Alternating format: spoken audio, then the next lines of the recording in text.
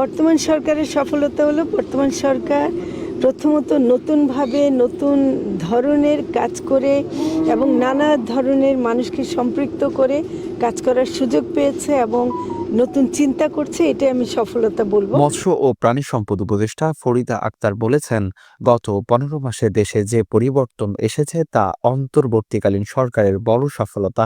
সাভারের বাংলাদেশ প্রাণী সম্পদ গবেষণা ইনস্টিটিউট এ 4 রিমডেল এর রেপ্লিকা উদ্বোধন ও সেমিনার শেষে তিনি সাংবাদিকদের সঙ্গে আলাপকালে এই মন্তব্য করেছেন।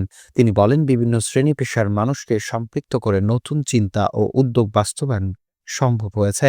মন্ত্রণালয়গুলোর সমস্যাগুলো দ্রুত সমাধান করা হচ্ছে এবং ভবিষ্যতের সরকারের জন্য নীতিগত পরিবর্তনও করা হচ্ছে।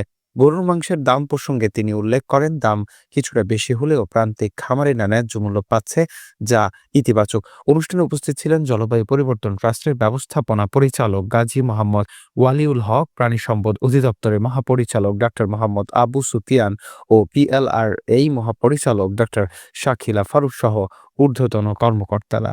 বর্তমান সরকারের সফলতা হলো বর্তমান সরকার প্রথমত নতুনভাবে নতুন ধরনের কাজ করে এবং নানা ধরনের মানুষকে সম্পৃক্ত করে কাজ করার সুযোগ পেয়েছে এবং নতুন চিন্তা করছে, এটাই আমি সফলতা বলবো। আমরা বিভিন্ন মন্ত্রণালয় বিভিন্নভাবে যেই সমস্যার সামনে আসছে আমরা তাৎক্ষণিক সেটা সমাধানের চেষ্টা করছি। আর ভবিষ্যতের জন্য আমরা অনেকগুলো নীতি পরিবর্তন করে দিচ্ছি, যে নীতিগুলো যে সরকারই আসুক তাদেরই কাজে লাগবে। তো কাজে আমি আশা করি যে তারা এটা চালিয়ে নেবেন। দৈনিক আজকের বাংলা .net